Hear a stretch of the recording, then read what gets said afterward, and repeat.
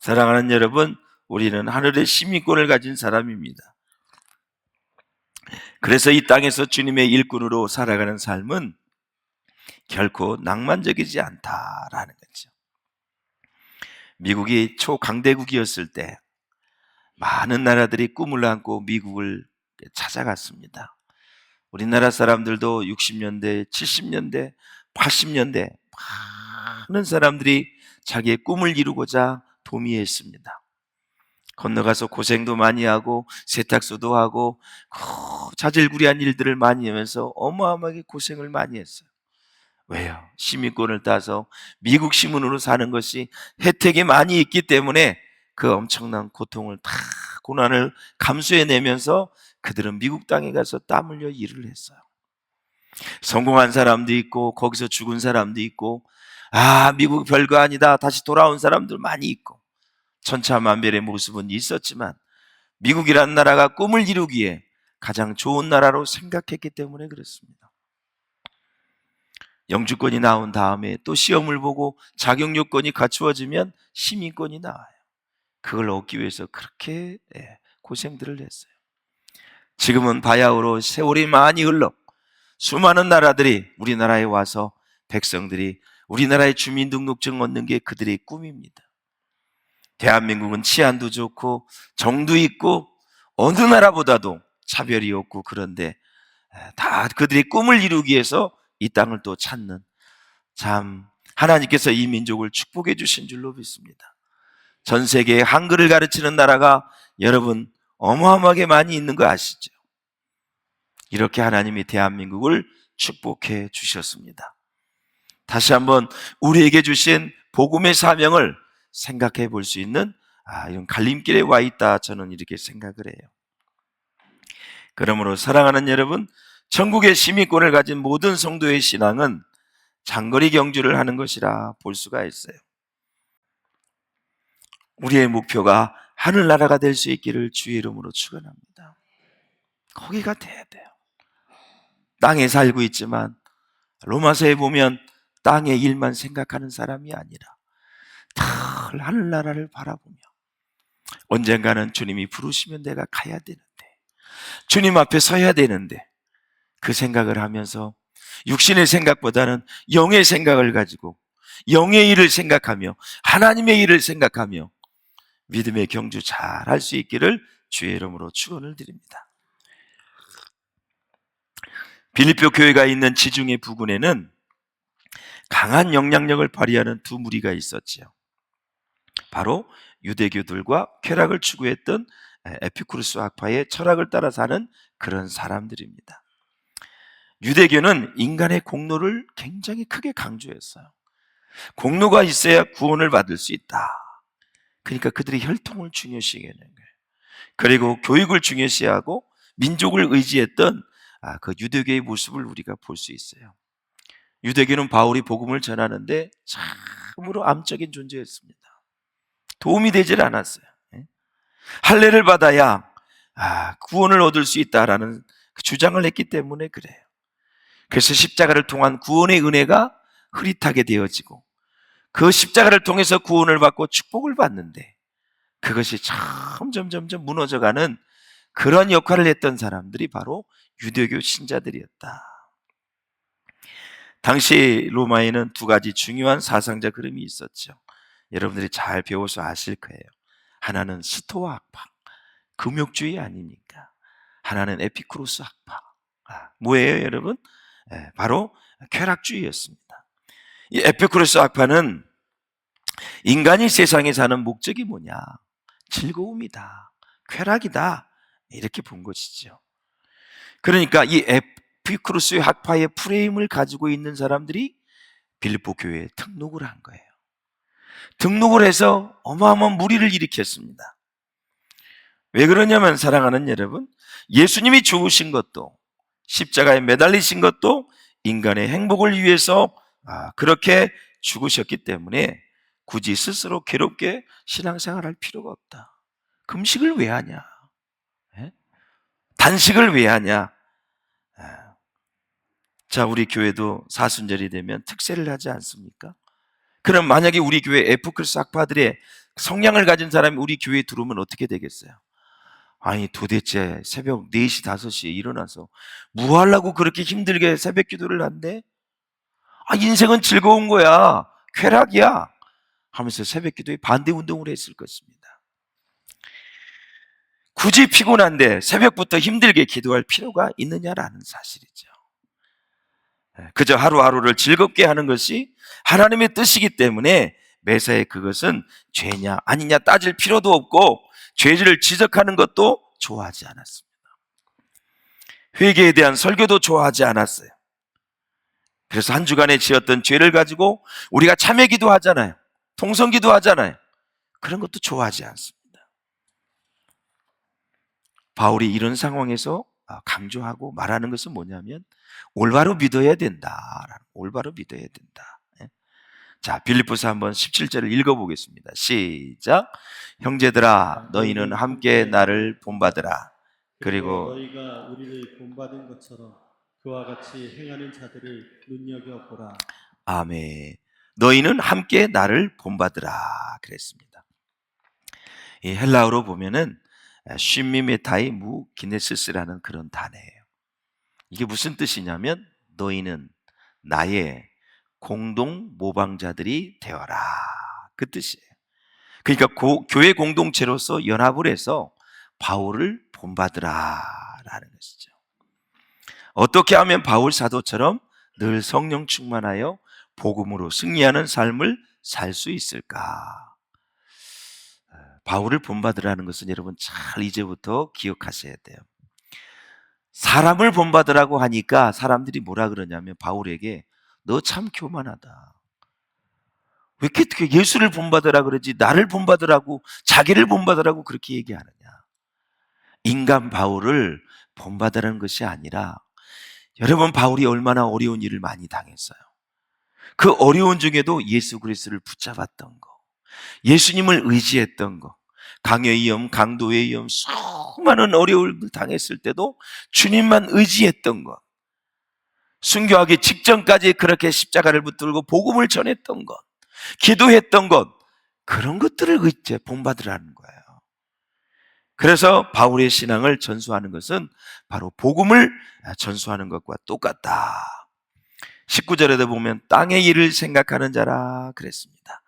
이 구절에 보면 빌립보 성도 중에 합당치 못한 신자들이 있다는 것을 말하고 있어요. 바로 로마서 8장 5절에 보면 육신에 속한 사람과 영에 속한 사람의 모습을 비교하고 있어요. 육신에 속한 자는 육신의 일만 생각해요. 영에 속한 사람은 영의 일을 생각해요. 하나님의 영이시기 때문에 영을 생각한다는 것은 하나님의 일을 생각하는 사람을 말하는 거예요. 5절을 읽어보겠습니다. 시작. 육신을 따르는 자는 육신의 일을, 영을 따르는 자는 영의 일을 생각하나니. 아멘. 그래서 3절에도 보면 하나님의 성령으로 봉사하며 그리스도 예수로 자랑하고 육체를 신뢰하지 아니하는 우리가 곧 할례받아. 그러니까 할례를 받아야 구원을 받는다고 생각을 하니까 바울이 얘기하는 거예요. 봉사하려면 하나님의 성령으로 봉사해라. 성령의 능력을 받아서 봉사해라.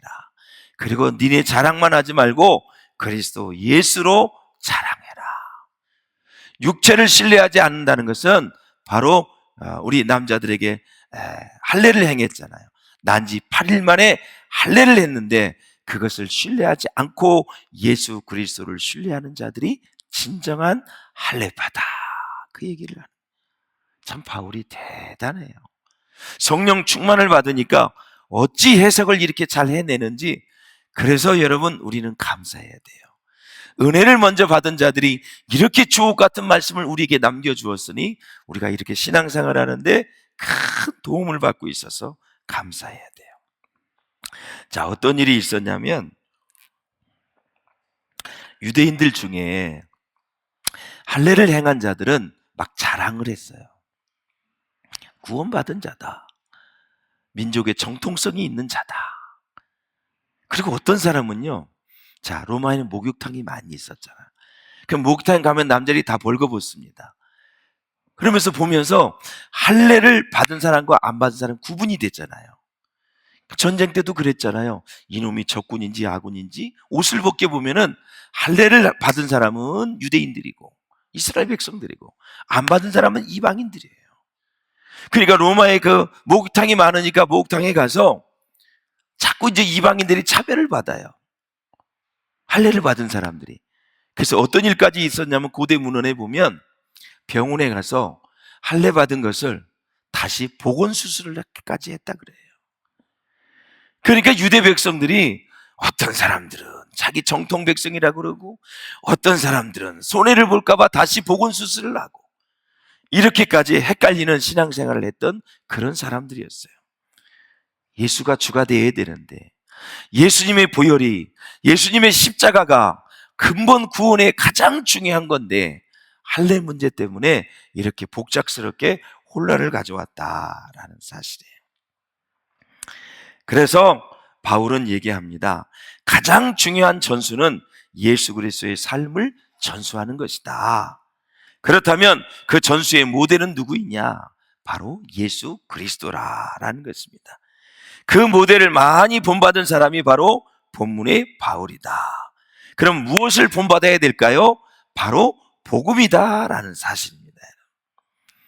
빌립보 교회는 가장 사랑이 많은 교회 중에 하나였습니다. 왜냐하면 온전한 복음이 선포되었기 때문에 그렇습니다. 그래서 바울이 나를 본받으라 하는 것은 복음을 전수하라 라는 말이에요. 예수 그리스도의 짧은 생애의 목적은 무엇입니까? 바로 위로는 하나님께 영광이었고 땅에서는 이웃을 사랑하는 사람들의 유익이었습니다. 자, 한번 고린도전서 10장을 같이 31절을 읽어보겠습니다. 시작. 그런즉 너희가 먹든지 마시든지 무엇을 하든지 다 하나님의 영광을 위하여 하라. 아멘. 그러면서 유대인에게나 헬라인에게나 하나님의 교회나 거치는 자가 되지 말고 뭐라 그랬어요? 나와 같이 모든 일에 모든 사람을 기쁘게 하여 나의 유익을 구치 아니하고 많은 사람의 유익을 구하여 저희로 구원을 얻게 하라라는 것입니다. 쉽게 얘기하면 나의 유익을 위해서 다른 사람을 이용하지 않는다라는 거죠. 사랑하는 여러분, 19절에 그래서 바울이 또 지적을 합니다. 한번 읽어보고요. 시작. 저희의 마침은 멸망이요 저희의 신은 배요 그 영광은 저희의 부끄러움에 있고 땅의 일을 생각하는 자라. 아멘. 배가 신이다 그래. 배가. 그러니까 이들이 사는 목적은 먹기 위한 것이었습니다. 그들의 신은 우상을 말합니다. 배는 창자를 말하고 있고요. 창자에는 음식이 들어가게 되지요. 그러므로 그들의 신은 음식이라는 것입니다. 가령 아주 맛있는 거, 희귀하고 비싼 음식, 한 번도 먹어보지 못한 음식을 마음껏 먹는 것이 그들의 생각이었습니다. 음식을 가지고 서로 비교하고 정죄하고 비판하고 싸운 것입니다. 사랑하는 여러분, 음식은 그저 감사하며 먹을 수 있기를 주의 이름으로 축복을 드리고요. 누가 무엇을 먹었다 부러워하지 마세요.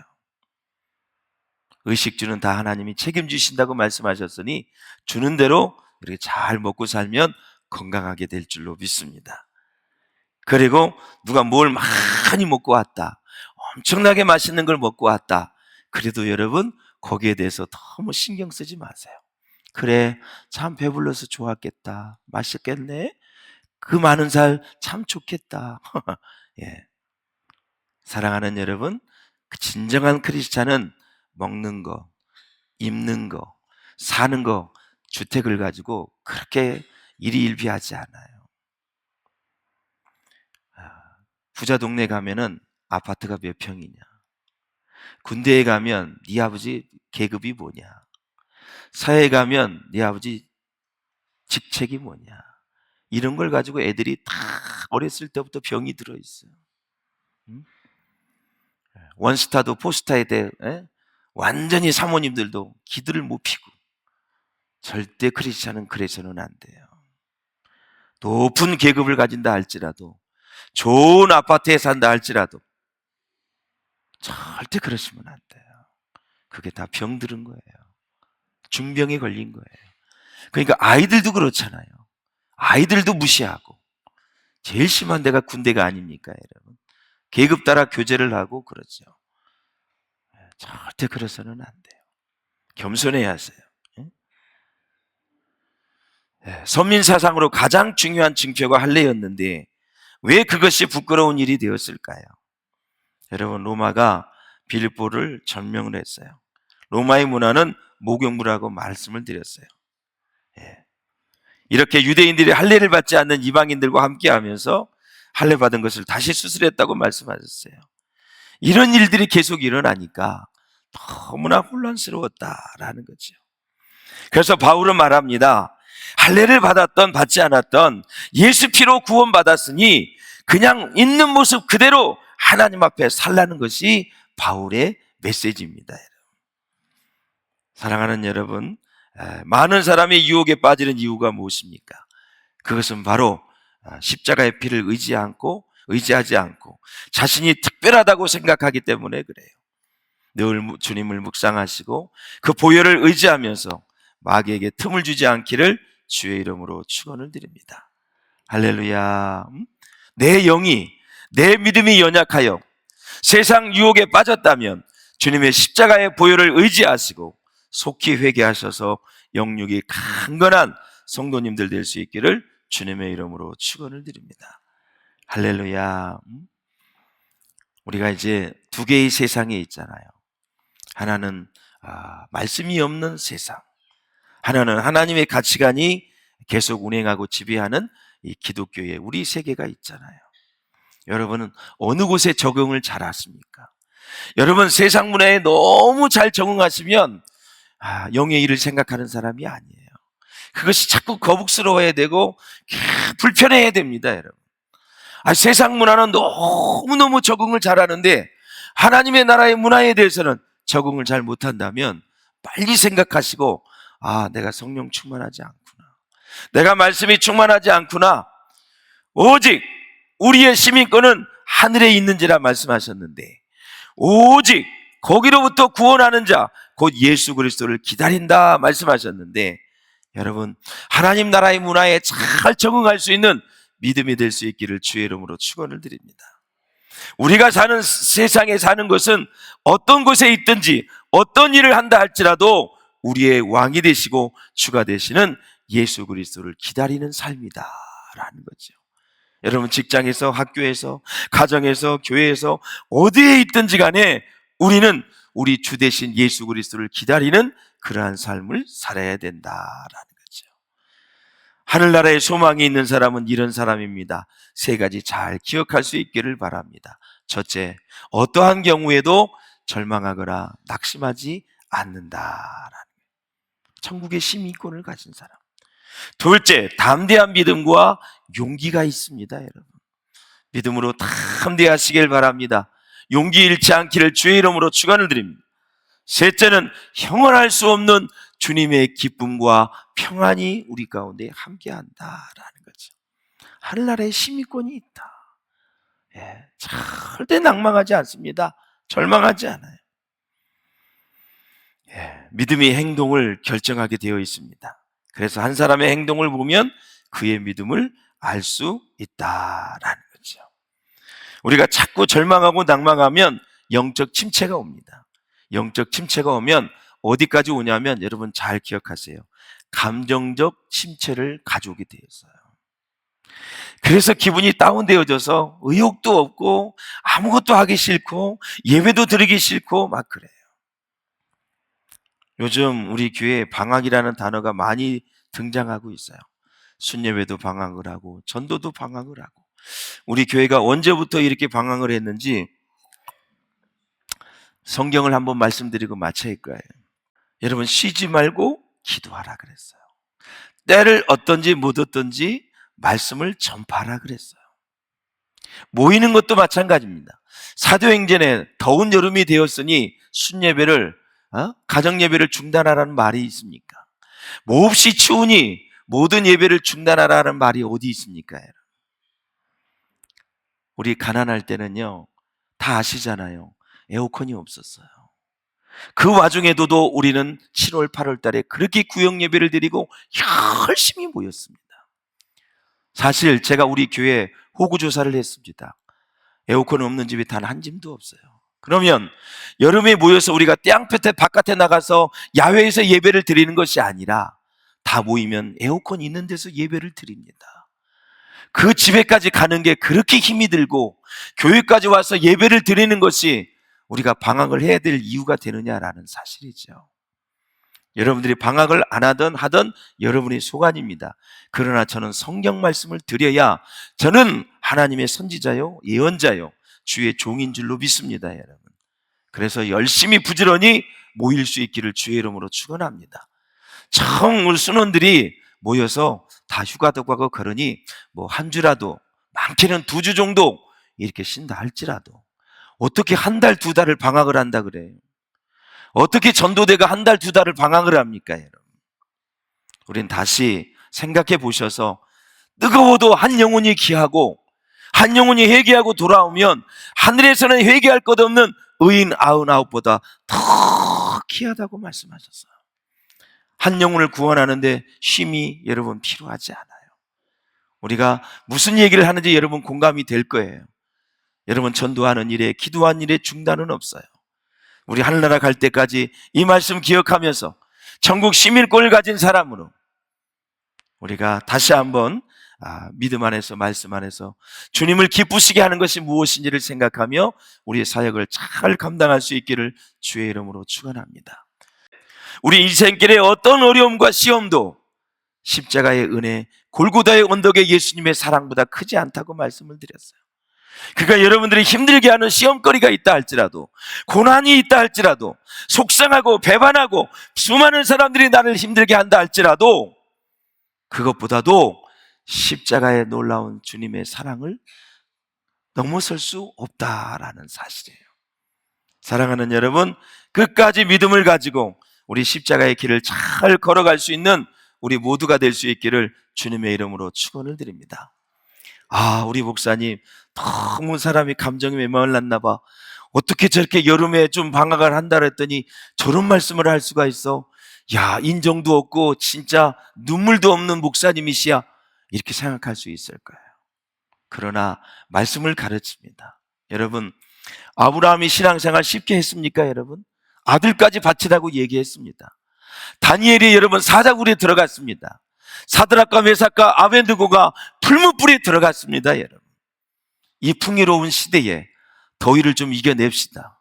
추위도 이겨냅시다. 그래서 모이는데 힘을 쓰고 전도하고 기도하는데 최선을 다해서 여러분 하나님 앞에 나라에 가서 하나님 앞에 섰을 때 주님이 잘했다 칭찬하시는 우리 비전교회 성도들이 될 수 있기를 주의 이름으로 축원합니다. 한번 쉬고 싶으면 계속 관성의 법칙 위해서 모이는 게 싫어지는 거예요. 경험했잖아요. 코로나를 3년 반을 경험하고 한국교회가 여러분 10,000개 이상이 무너졌다는 사실을 우리는 기억하셔야 됩니다. 안 모이니까 모든 영상으로 예배 드리는 게 다 하나님 앞에 드려지는 걸로 생각을 하니 생각이 바뀌어졌습니다, 여러분.